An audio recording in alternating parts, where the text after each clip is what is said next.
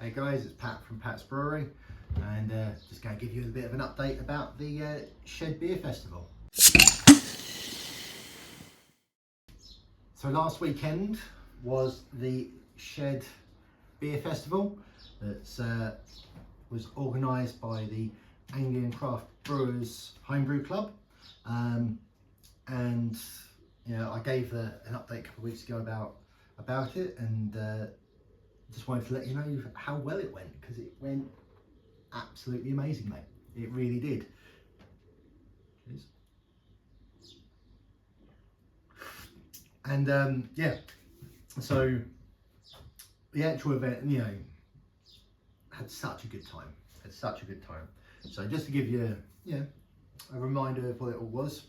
So effectively, the Homebrew Club do a yearly festival where I think there was 15 of us done a beer, 12 of them on cask, and actually we had 4 on keg, and 1, 2, 3,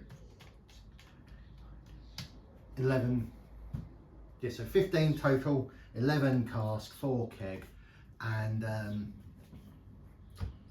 yeah, we provide the beer, and then tickets are sold for the beer, which then the money went to a charity, and the charity this year was the Aching Arms, which was all to support parents and families that have experienced the heartbreak of losing a baby and child and all of that bit. So the event was sold out. I think we sold 110 tickets at the start of the day, or by the start of the day, and all of the tickets got sold before the end. And when I say before the end, the event was meant to go from 12 till 8. We basically ran out of beer by like 6 o'clock. I think there's still some, you know, there's the end of all the casks and bits and pieces. Now, what I'll do is I'll put some video and bits while I talk about how everything went over the top of all of this. Right, anyway, so yeah, I think by just after 6, a lot of the casks and the kegs had actually started running out. That's how much people were really enjoying the day. And yeah, I rocked up, and you know, of the beers, obviously they had to go through quality control before they could get served. Only one of the beers got a blue sticker to say may not be quite suitable.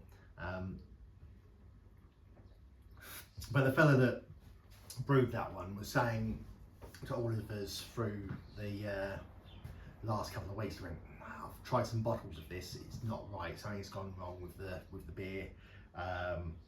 You know, big complicated question really with regards to when you say, oh, what do you think has gone wrong? Was it an infection? Was it this? Was it that? But all of the other beers were all past quality control, and although in the group chat, when they said, oh, only one beer's not past quality control, I was like, shit, I really hope it's not mine. But luckily I got there and said, oh, was it mine? Was it? And I was like, no. The Amarillo Wave was good to go. Initial tastings were, everyone said it was really nice. Was a little bit lively, I said, when getting the tap in there. But you know, actually, it was all good. One of the guys, unfortunately, his cask couldn't be served because in transit from his to one of the guys who was storing it just before the festival, the actual, what's the bung called? Like the main bung that's in the side of the cask shot out, and you know, emptied half a cask onto the guy's garage floor. So a little bit of over secondary sugars in there. But fortunately, he had a load of bottled versions of the beer, so he brought like 40 pints in bottle form, which was served instead.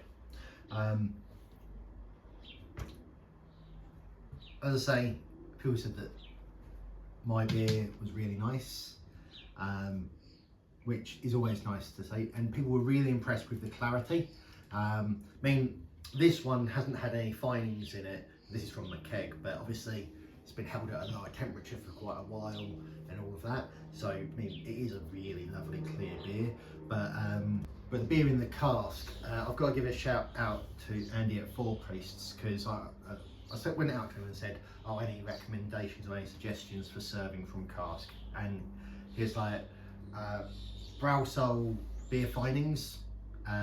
He gave us the volume for a full-size cask, but I think I ended up putting in, I think it was 25 millilitres for a 20-litre keg, and that absolutely cleared it out. I'll definitely put in a photo here of how clear my beer was, and people were really raving about how clear it was and how, you know, really nice to see. So that was, you know, really, really good. Also, you know, just to, and I know I'm toting my own horn here, but I will say that my beer was the first beer to sell out. You know, it case of people were, you know, either going back for more, or it was the first beer that they were drinking. Which, to be fair, my name is the first name on the beer list, and it's also the lowest percentage beer for cask. Also, alphabetically speaking, it's the you know, Amarillo Wave, low percentage. It kind of, it's at the top of that list. So, you know, it's more sales, I think, than anything. You know, if people go, "Oh, what should I have as my first beer?" Look down the list. I want to maybe start with a lower percentage, 4.3% Amarillo Wave at the top there. Why not? So, you know, I can't say that it was just, you know, the quality beer that made it sell out first. I'm sure if anyone went back for seconds, it's, you know, because they enjoyed it. But, you know, I'm really happy with how well it went down, and I asked quite a few people if they'd had it and, you know, did they enjoy it, and I got, you know, some positive responses from everything. So that's always good. I mean, and it goes back to that whole piece of going, you know, your friends always say thank you for the free beer. These people didn't have to say thank you, you know, and actually, you know, when talking to some of them about some other beers, they were like, "Oh yeah, this one was okay, that one's, you know, not to my taste," and bits and pieces. So people were being quite serious with regards to their reviews. I mean, there was a grading or a score sheet that was given out with all of the lists there. So you know, it was, you know, all in, you know, good spirits, but some people were taking it quite seriously. As far as my approach to all of the beers, I did get to try them all, and although on the ticket you only got to have 12 thirds, but you got to try your own one for free, so don't have to worry about that. So it's only 14. So I was also there with my dad, went with us, and so for a couple of the beers, I mean, I'll have this one, you have that one, and we kind of tried each other's to go, you know, so you get the whole range. I'd say that all of the beers were pretty good. Well, actually no, all the beers were good, not pretty good. All the beers were good. Some of them better than others, as is the way. And I'm going to give a bit of a shout out to a couple of them. So my favourite beer was Yellow Snow, an oatmeal pale. It was 5.9%, brewed by Nick Lang, and it was absolutely lovely.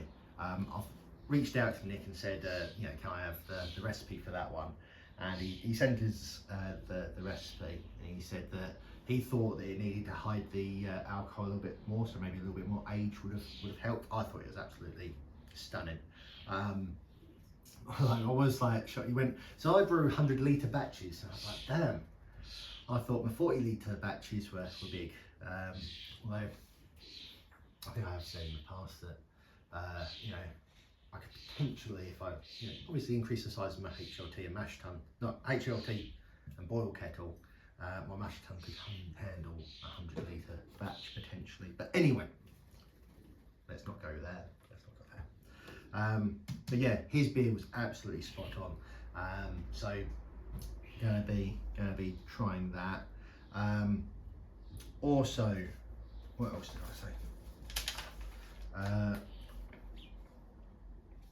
Oh, the mild. The mild that wasn't mild at all. So where is it on here? It is the Ruby Mild there. Have you ever heard of a mild that was 7%? Oh my God. It was lovely, very rich, lots of kind of fruit flavour. But yeah, that was like, but that was really nice. So the Ruby Mild by Andy Whitaker, that was absolutely stunning. Also, Shed West IPA by Tony Tilbury, 6.2%. That was really nice as well. So that's mild, Shed, Yellow Snow, Pale. All of the others were made, when I scored it was like this 1 point under type thing. So it's like, I kind of go, I can't, all of the beers were really nice. I wish I'd got to try, I didn't get to try the one got the quality assurance mark against it, because actually that cask got taken down. So apparently someone from camera came and said, oh, you can't serve that, despite it not being a camera event. And to be fair, I've been to some beer festivals that were camera sponsored or camera arranged, and some of those beers have tasted like arse. So, you know, I think all depends on who's coming round. But yeah, sadly, yeah, the spring quaffer, didn't get to try that. But actually, I think I would have been interested to try it more from a, so okay, everyone says that this is bad, can I tell why it's bad? That would have been maybe interesting, but regardless, the event was great. As I was saying, all the tickets got sold. I think all of the beers effectively got sold out, and there's talk about going, right, okay, so next year we need more beer. You know, now I'm more than happy to do another to get involved again next year. I think it was such a good event. You know, and I guess again, got to give a shout out to the venue, the Victoria Inn in Colchester for hosting us, because, you know, obviously, yeah, the guy was making sales on his own stuff as well, but for letting us do an event there, you know, technically is taking, you know, sales off of it. I don't know how it all works. I'm not a pub owner, but you know, I think big shout out to, I think the guy's name was Rich. You know, big shout out to him for letting the guys hold the event there. It was so good. It really was so good, and also getting to serve my beer. Well, actually no, technically I didn't serve my beer, because by the time I got the courage of going behind the bar, my beer had been served, been done. So I got to serve some of the other guys' beers, and that was also really fun. I mean, I kept on saying to people, you know, the whole event, I was probably used language I shouldn't have used. I was like, I'm happy as a pig in shit, but you know, it was such a absolutely fun time, and getting to meet people and have a chat. And I mean, I was getting a little bit loud, I imagine, throughout the afternoon, as you do when you've had a few to drink. But I was only expressing how much I'd enjoyed everything, and yeah, it's that part where if I get the opportunity to be involved in this again, because obviously, you know, there might be other people in the club that want to get involved, and you know, if there's only so many spots, you gotta let everyone have a go. So, but in any case, even if I wasn't serving my own beer, I would go to the event because it was such a fun time. And yeah, you know, so that's about it. Just wanted to say I had a really good weekend last weekend, and yeah, I'll definitely be getting involved a bit more with the club if I can. And yeah, till next time, guys. Pat from Pat's Brewery. Don't know, have you noticed the little badge? Hey, Pat's Brewery badges. I know, I did say to people I'm a sucker for merch. There's another subject for another day. But until next time, guys, it's been Pat from Pat's Brewery, giving you an update on the Shed Beer Festival, arranged by the Anglian Craft Brewers Homebrew Club. Cheers.